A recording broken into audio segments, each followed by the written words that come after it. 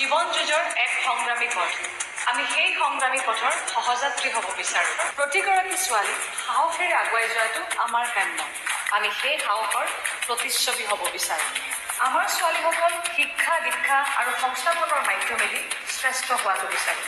লগতে বিচাৰোঁ আত্মৰক্ষাৰ বাবে পৰ্যাপ্ত শাৰীৰিক সক্ষমতা, আৰু সেই সক্ষমতাৰ আমি আধাৰ হ'ব বিচাৰোঁ।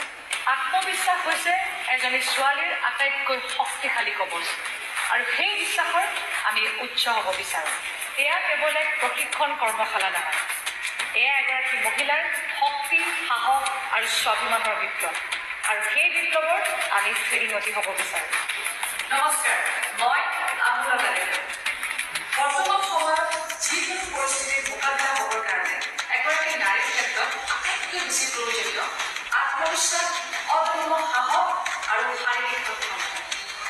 যিকোনো পৰিস্থিতিৰ মোকাবিলা কৰিবৰ কাৰণে এগৰাকী যুৱতীয়ে হাতত কোনো অস্ত্ৰ নোহোৱাকৈও নিজৰ মনৰ শক্তি, শাৰীৰিক শক্তি, উপস্থিত বুদ্ধি আৰু আত্মৰক্ষাৰ কৌশলেৰে নিজক ৰক্ষা কৰাৰ উপৰিও আন 10 গৰাকীকো ৰক্ষা কৰিব পাৰে।